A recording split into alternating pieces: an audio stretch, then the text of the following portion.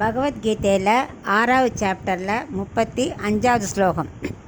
ஸ்ரீ பகவானுவாச்ச அசம்சயம் மகாபாஹோ மனோ துர்நிகிரகம் சலம் அப்யாசேன து கௌந்தேய வைராக்யேன ச கிருஹ்யதே. இப்போ இதுக்குள்ளே அர்த்தத்தை பார்க்கலாம். அர்ஜுனன் போன 2 ஸ்லோகத்துலேயும் சொன்னான் இல்லையா, மனசு என் கட்டுக்குள்ளே வரும்போல தோணவே இல்லையா, ரொம்ப கஷ்டமாக இருக்கும் போல இருக்கேன்னு அவன் டவுட்டு சொன்னான் இல்லையா. அதுக்கு இப்போ அவர் சொல்கிறார் கிருஷ்ணரோட பதில். அதுக்கு மெயினாக என்ன தேவைன்னா யோக சாதனை தான். இதை நம்ம பழக்கப்படுத்தினா தான் ஈஸியாக மனசு கட்டுப்படுத்த முடியுங்கிறார்.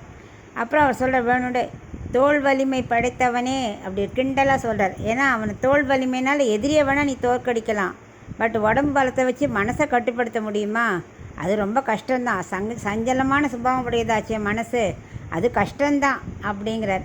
அதுக்காக பண்ணவே வேண்டாமா அப்படின்னா அப்படி இல்லை. அதுக்கு அபியாசம் இருக்குது, சாதனங்கள் இருக்கே. வைராக்கியம், அபியாசம், இது 2 பயன்படுத்தி தான் மனசை கட்டுப்படுத்த முடியும். எல்லாத்துக்கும் ஒரு விதி விலக்குன்னு ஒன்று உண்டு. இது முடியவே முடியாதுன்னு எதுவுமே கிடையாது. அதுக்கு ஒரு வேறு வழி கண்டிப்பாக இருக்கும். அது மாதிரி அபியாசத்தையும் வைராக்கியத்தையும் வளர்த்துட்டோமானா மனசை நம்ம கட்டுக்குள்ளே வந்துடும் அப்படிங்கிறார். அபியாசம் என்னென்னா உலக விஷயத்தில் ஆசையை விலக்கிட்டு நெஞ்சை கொஞ்சம் ஆத்மா பக்கம் இழுக்கணும். அதுக்கு அபியாசம் நிறைய வேணும்.